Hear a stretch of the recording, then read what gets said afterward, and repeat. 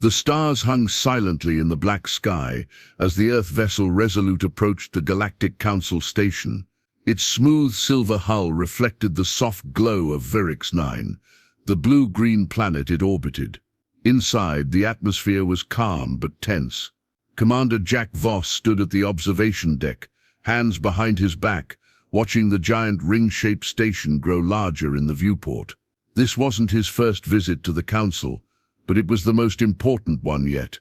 Jack was Earth's official ambassador now, appointed not because he was the loudest voice, but because he was the clearest. He didn't speak in circles. He didn't bluff, and that was what made other worlds nervous.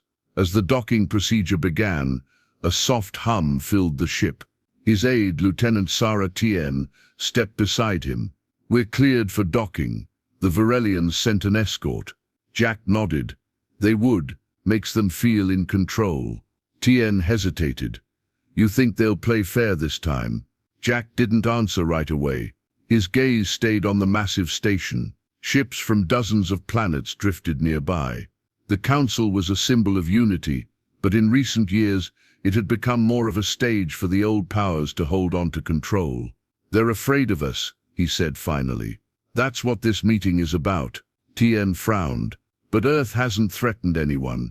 We've shared tech, helped stabilize colonies." Jack turned to her. "Power doesn't need to make threats. Sometimes just existing is enough." Moments later, the docking bay doors opened.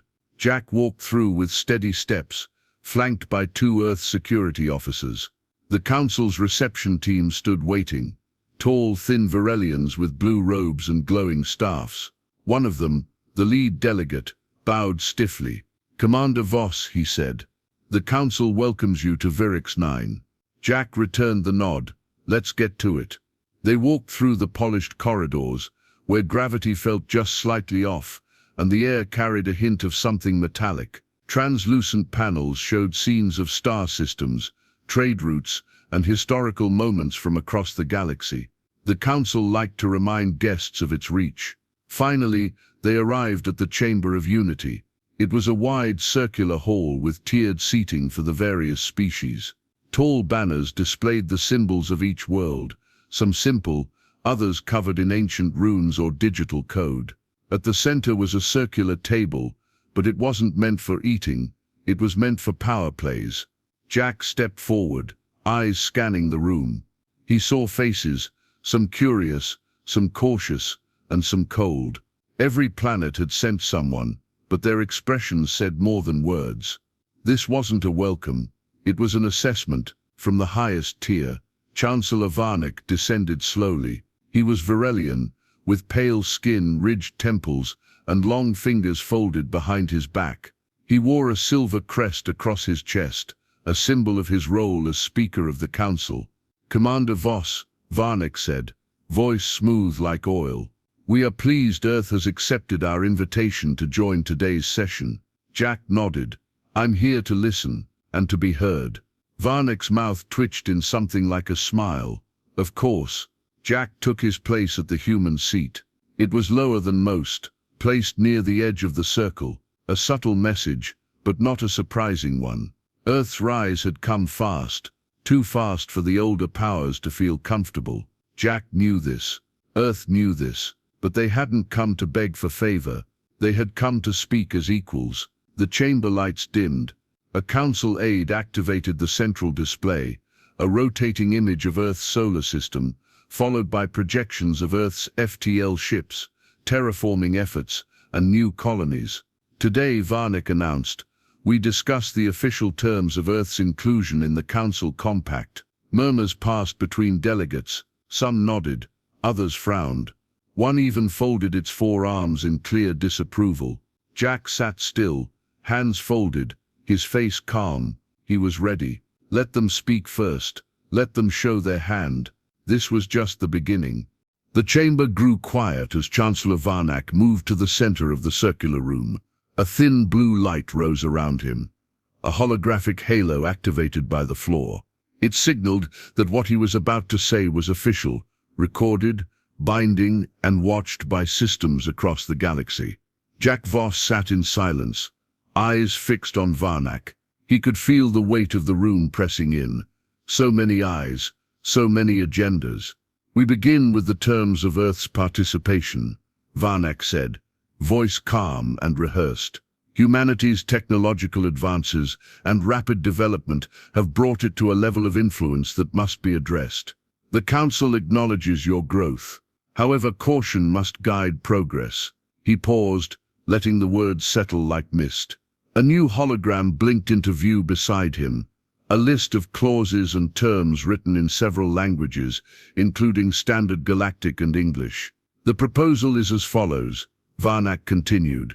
"Earth will join the Galactic Council as a provisional member. For a trial period of 12 standard years, Earth will hold observer status only, no voting rights." Jack didn't flinch. He expected that part. "Second," Varnak said, "Earth's advanced technology, specifically its AI systems and faster-than-light engine designs, will be subject to oversight. Council engineers will be granted access to monitor, review and approve any new developments."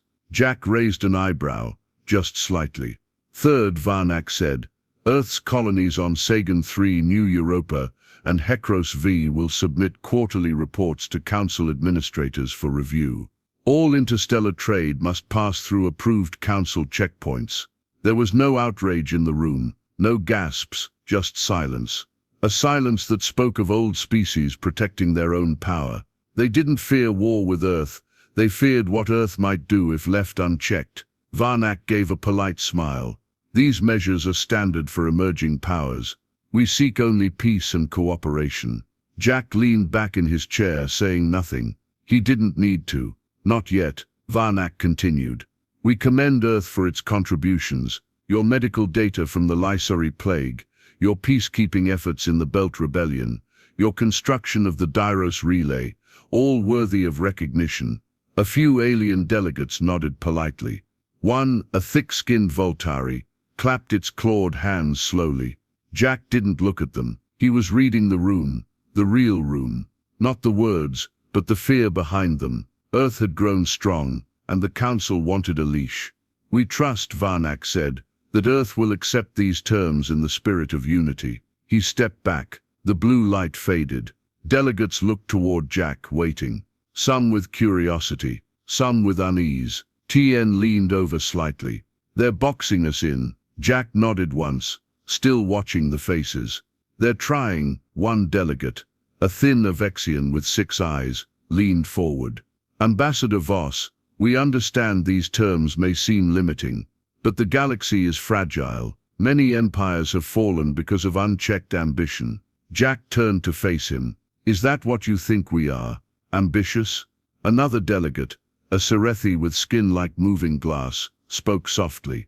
"Your people have gone from planetary war to building starships in less than 2 centuries. That rate of change is not natural." Jack stood. The room fell still. He didn't raise his voice. He didn't pace. He simply spoke, every word clear and controlled. "What's unnatural," Jack said, "is assuming that we must be controlled because we advanced faster than you expected. You speak of peace. But this," he pointed at the hovering treaty, "is not peace. This is fear wearing a mask." Varnak's tone sharpened. "This council exists to maintain balance." Jack looked at him. "Balance doesn't mean freezing others in place so you can stay on top." There was a pause. Varnak's eyes narrowed. Tien touched her tablet, sending a private signal back to Earth Command. Her fingers trembled slightly. Jack's didn't. "We came here in good faith," Jack said. "We offered knowledge, shared technology, prevented 2 border conflicts between your member states. And now you offer us silence, chains dressed as cooperation." The Varelian aide tried to interject. Jack didn't stop speaking. "You don't want partners, you want control, and Earth doesn't do control." He sat back down slowly. The silence this time was different, heavier, not from surprise, but from realization. They hadn't expected him to speak so plainly. But this was Jack Voss. He had been a soldier before he was a diplomat. He didn't bluff, and he didn't posture. He simply told the truth. And the truth made people uncomfortable. Chancellor Varnak adjusted his robe, voice icy. "Your words have been noted, Commander Voss. We will proceed to a vote after this recess. Jack nodded once. Take your time. We already know the answer. He stood and walked out of the chamber, leaving the treaty hovering in blue light behind him. The council watched him go, silent and unsure. They had just heard Earth's answer, and they weren't ready for what came next. The council chamber remained still long after Jack Voss had walked out.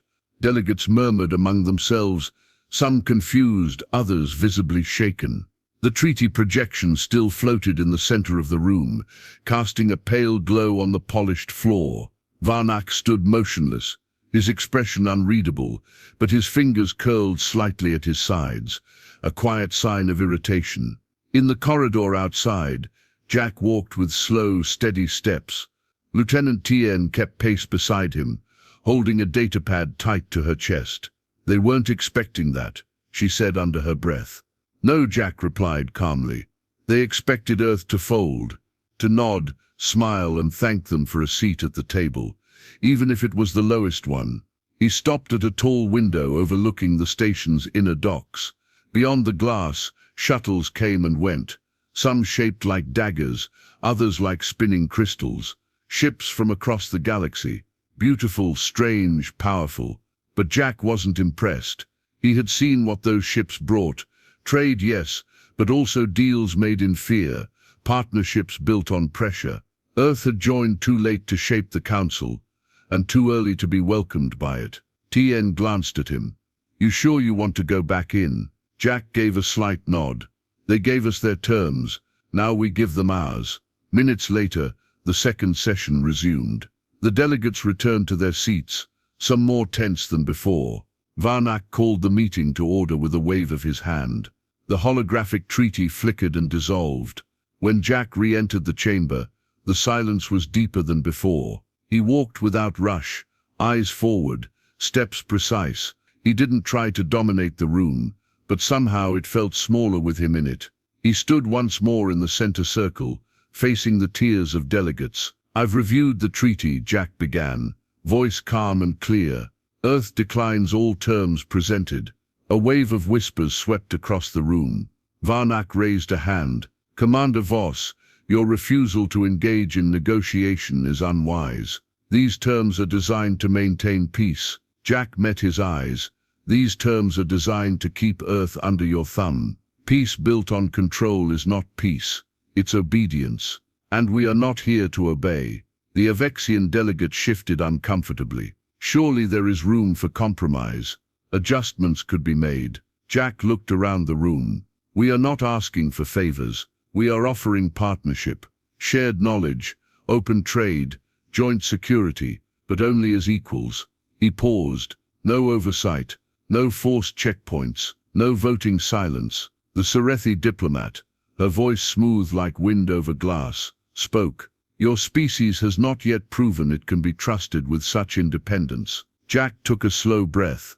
And yet in the last decade, Earth has prevented 2 council wars, stabilized a collapsing trade route, and donated 3 planetary shield systems to your border worlds. He stepped closer to the center. Trust is not given, it is earned. And we have earned it. Chancellor Varnak stepped forward, his tone sharper. Your aggression proves our point. Humanity still thinks in terms of dominance. Jack didn't flinch.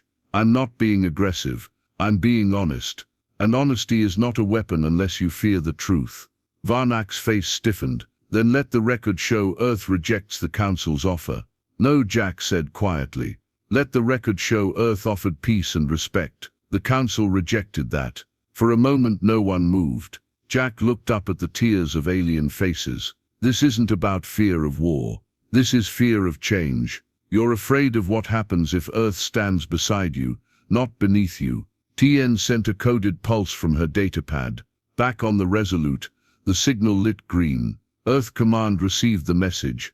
Negotiation rejected. Preparing exit protocol. Jack gave one last look around the chamber.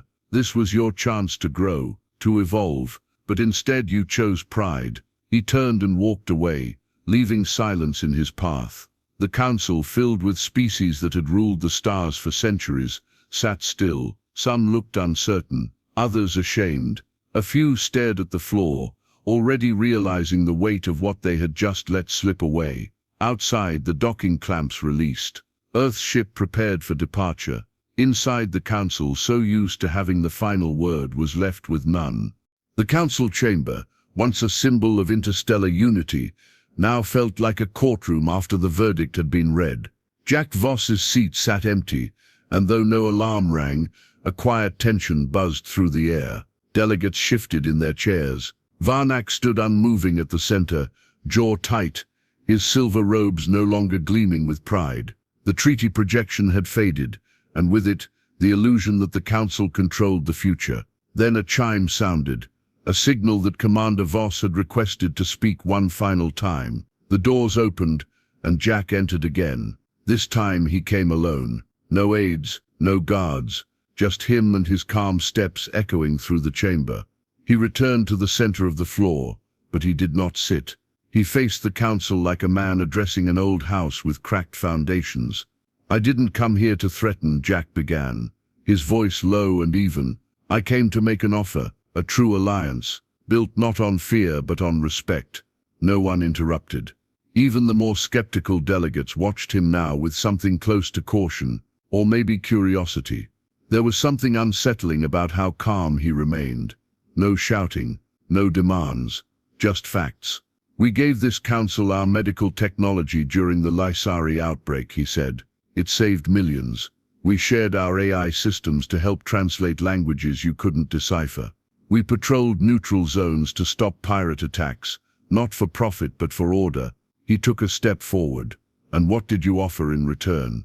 He looked up toward the higher seats where the older empires sat. Limitations, chains, surveillance. His gaze swept the chamber. "Earth doesn't accept that kind of partnership." A silence followed, heavier than before. This wasn't rebellion, it was rejection, but not from rage or spite, from clarity. Jack continued, "Effective immediately. Earth is withdrawing from all current negotiations with the Galactic Council. We are suspending trade agreements, defense cooperation, and data-sharing initiatives." That announcement hit like a ripple through still water. Delegates turned to one another in surprise. Some gasped. A few began typing messages into their consoles. One representative stood as if to speak, but Jack held up a hand and kept going. "We will honor the treaties we made individually with the planets who treated us as equals, but we will not remain in a system that only values power when it belongs to the old." He paused and raised his eyes to Chancellor Varnak. "You feared what we might do if left unchecked. Now you'll see what happens when we walk away." Varnak's voice, when it came, was colder than before. "If Earth turns its back on the Council, you turn your back on the future." Jack didn't blink. "We are the future." He tapped the communicator on his wrist. "Voss to Resolute, initiate departure sequence." Acknowledged came the reply through his earpiece. He turned and walked out of the chamber for the last time. No one stopped him. As the doors closed behind him, the silence inside the council chamber shifted. It wasn't just quiet, it was hollow. Something important had just been lost, and every delegate knew it. The council, so used to shaping the future, had just been left behind. Within minutes, Earth's flagship undocked from the council station. It moved slowly at first, then disappeared into the stars, vanishing into faster-than-light travel. Back inside, delegates began to argue. Accusations flew. Some blamed Varnak. Others blamed each other. A few quietly blamed themselves for not speaking up sooner. And above it all, the banner of Earth still floating as a symbol of participation, dimmed and vanished from the chamber's wall. For the first time in generations, a founding power had not been removed from the council. It had simply walked away. The chamber was no longer filled with speeches or applause, only silence. It wasn't the silence of peace or contemplation. It was the silence left after something important breaks. Chancellor Varnak remained at the center of the room, motionless. Around him the delegates whispered, typed furiously into datapads, and looked toward each other for answers. There were none. Earth was gone. The blue banner bearing the human symbol, a single star over a rising arc, had faded from the wall. The glowing seats reserved for Earth's delegation had dimmed, and the treaty that once floated proudly in the center of the room had vanished as if it had never existed. Still, no one moved. The Varelian aide leaned close to Varnick and spoke in a low voice. "We've confirmed it. The Resolute jumped out of the system. Destination unknown." Varnick didn't respond. His hands were behind his back, fingers tight and still. He stared at the empty chair where Jack Voss had sat, as though trying to pull the man back through willpower alone. Across the tiers, some delegates began to raise questions. How did we let this happen? Did we push too hard? Should we recall the vote and revise the terms? Others were less calm. The humans were arrogant. They would never have accepted any agreement. We cannot allow them to act alone. They're too powerful. No one walks away from the council. This sets a dangerous precedent. Chancellor Varnick finally spoke. His voice was soft, but the room fell quiet to hear it. They've already walked, and they didn't look back. He turned to the Serethi diplomat seated behind him. What is the projected impact on trade? The Serethi tapped her crystal device, and streams of data floated into view. Charts, graphs, economic estimates. The numbers shifted in red. Trade with Earth accounted for 32% of current transport lanes. That includes high-efficiency plasma cores, stabilized AI units, and fusion-grade medical gels. Those lines will collapse within 2 cycles. A collective murmur of disbelief spread around the room. Their departure, she added, will affect not just council trade, but alliances. They've already established bilateral treaties with at least 7 mid-tier powers outside the compact. Varnick's face darkened. The Mayari, the Huldran, the Koran League, all had growing fleets. All had benefited from Earth's rapid tech advancements. And now, with Earth gone, those powers would follow, maybe not today, maybe not tomorrow, but soon. And the Council had just lost its strongest new partner. Not to war, not to corruption, but to pride. The Voltari delegate pounded a thick hand on his console. "We must issue a correction, a formal statement. Invite them back." The Avexian spoke next. "You think that will change anything? Earth saw our true face. We treated them like a threat. They don't trust us now." Another delegate added, "Worse, they may lead others away from us. Start something new." The chamber fell quiet again. It wasn't just Earth's absence that haunted them. It was the shift in power.